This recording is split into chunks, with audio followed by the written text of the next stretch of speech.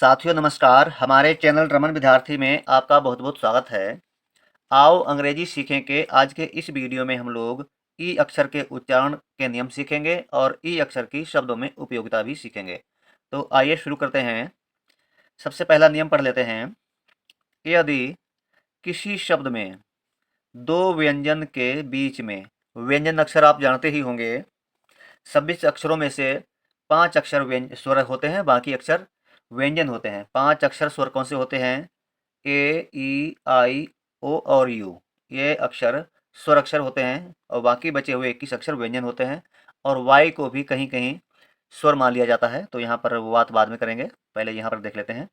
तो फिर समझ लेते हैं, फिर पढ़ लेते हैं एक बार। यदि किसी शब्द में दो व्यंजन के बीच में ई हो तो ऐ की ध्वनि का उच्चारण होता है जैसे। अब यहाँ पर हम देखें, उदाहरण के लिए हम कुछ शब्द लेकर आए हैं।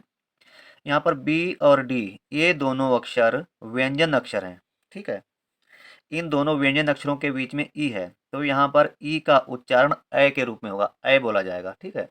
B E D, bad, bad पढ़ेंगे, बेड नहीं पढ़ेंगे, ठीक है। ऐसे ही एम और एन दोनों व्यंजन हैं, इन दोनों के बीच में ई है, तो यहाँ पर ई का उच्चारण ऐ होगा, पढ़ेंगे मैन, मैन, ठीक है।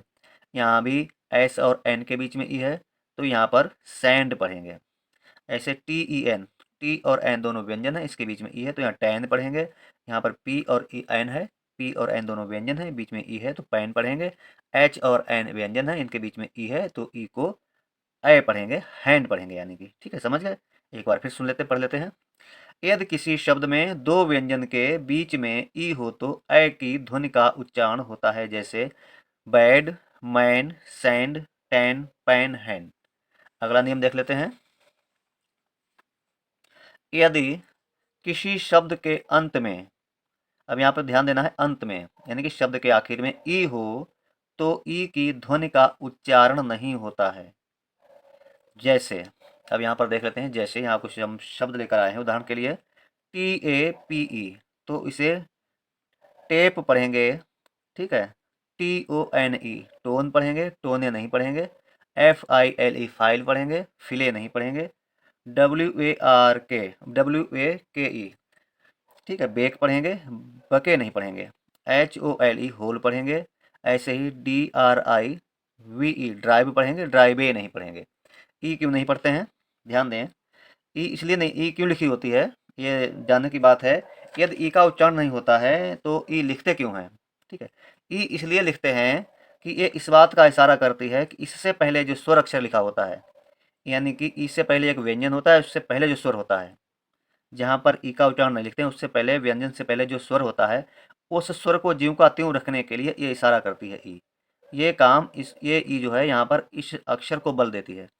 यहाँ पर ये हमको इशारा करती है कि इसको ज्यों का त्यों रखना है, इसमें बदलाव नहीं करना है, ठीक है। यदि किसी शब्द के आखिर में ई लिखी है और उससे एक व्यंजन पहले कोई स्वर अक्षर है, तो वहाँ पर उस स्वर को ज्यों का त्यों रखेंगे, उसमें बदलाव नहीं करेंगे। जैसा कि आप जानते हैं कि अंग्रेजी के अक्षरों में बहुत बदलाव हो जाते हैं, खास तौर पर स्वर अक्षरों में। तो यहाँ पर जैसे कि टी ए पी ई लिखा है, तो यहाँ पर टी ए, ये ए है, ए को हम ए ही पढ़ेंगे, ठीक है। इसे आ नहीं पढ़ेंगे, ए नहीं पढ़ेंगे, ए ही पढ़ेंगे। जैसे T A P E, tape पढ़ेंगे, ठीक है, टेप पढ़ेंगे। ताप नहीं पढ़ेंगे, टैप नहीं पढ़ेंगे, ठीक है, टेप पढ़ेंगे। ऐसे ही T O N E, tone पढ़ेंगे, ओ ही रहेगा, टोन पढ़ेंगे, ठीक है। ऐसे ही एफ आई एल ई, अब यहाँ पर आई है, आई को हम आई ही पढ़ेंगे, ई या ई नहीं पढ़ेंगे। आई है तो फाई, फाई आई ही पढ़ेंगे, फाइल, ठीक है, फाइल पढ़ेंगे। ऐसे ही डब्ल्यू ए के ई, तो ए को ए ही पढ़ेंगे, क्या पढ़ेंगे? बेक पढ़ेंगे, बाक नहीं पढ़ेंगे, बेक पढ़ेंगे, लेकिन ई का उच्चारण नहीं करेंगे। ऐसे ही होल में H O L E, hole पढ़ेंगे। ऐसे ही drive, R D R I, I को आई ही पढ़ेंगे। डराई, डराई, डराइब, ठीक है, ड्राइव भी पढ़ेंगे। इसीलिए ये ई लिखी होती है ताकि हमको ये जानकारी हो कि इससे जो पहले व्यंजन है, उस व्यंजन से पहले जो स्वर अक्षर लिखा है उसको ज्यों का त्यों ही पढ़ना है। क्योंकि अंग्रेजी पढ़ने में बहुत से नियम होते हैं, तो इस तरह से अगर सभी नियम धीरे धीरे आप पढ़ लेंगे, जान लेंगे, तो अंग्रेजी पढ़ना आसान हो जाएगा। अगला नियम देख लेते हैं। विभिन्न शब्दों में ई की उपयोगिता। अब यहाँ पर हम ई की उपयोगिता बताते हैं कि बहुत से शब्दों में आपने देखा होगा ई लिखी तो होती है लेकिन उसका कोई उच्चारण नहीं होता है, ठीक है। तो क्या वो बिना मतलब में लिखी होती है? लेकिन ऐसा नहीं है, बिना मतलब में नहीं लिखी होती है, उसका भी कोई न कोई मतलब होता है। सी और जी के साथ पहले उपयोगिता बताते हैं आपको। यदि किसी शब्द में सी के साथ ई हो तो सी को सा पढ़ते हैं, और किसी शब्द में जी के साथ ई हो तो जी को जा पढ़ते हैं। क्योंकि अंग्रेजी में 26 अक्षर ही हैं और 26 अक्षरों में ही दुनिया भर के शब्द बनाने हैं, तो इसी तरह से जोड़ तोड़ करके उन शब्दों को पूरा किया जाता है, ठीक है। फिर से सुन लें। यदि किसी शब्द में सी के साथ ई हो तो सी को सा पढ़ते हैं, और किसी शब्द में जी के साथ ई हो तो जी को जा पढ़ते हैं। जैसे अब उदाहरण देख लीजिए, यहाँ पर सी ई, तो सी ई को क्या सा पढ़ देंगे, का नहीं पढ़ेंगे। जैसे आपने बहुत बार देखा होगा सी को का पढ़ते हैं, तो यहाँ पर सी को सा पढ़ेंगे क्योंकि इसके साथ ई लिखा हुआ है। C E M E N T, cement. C E सा पढ़ेंगे, C E N T U R E, century. ऐसे यहाँ पर जी के साथ ई है तो जी को क्या पढ़ेंगे, जा पढ़ेंगे। वैसे जी से गा बनता है लेकिन यहाँ पर जी को जा पढ़ेंगे क्योंकि जी के साथ में ई है। किसी शब्द में जब भी आप जी के साथ ई देखें तो उसे जा ही पढ़ें, सी के साथ ई देखें तो सा ही पढ़ें, ठीक है, का ना पढ़ें, इस बात का ध्यान रखें। तो यहाँ पर G E N I U S, genius, ठीक है, और G E N T S, gents, gents नहीं पढ़ेंगे, ठीक है, जेंट्स जी हो गया। आइए अगला नियम देख लेते हैं।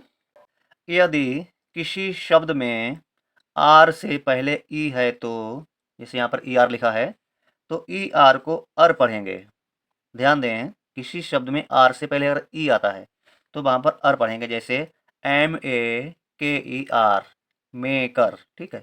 मकेर नहीं पढ़ेंगे, मेकर पढ़ेंगे। P O W E R, power पढ़ेंगे, अर पढ़ेंगे, ठीक है, ई आर को अर, पावर। पॉवेर नहीं पढ़ेंगे, ठीक।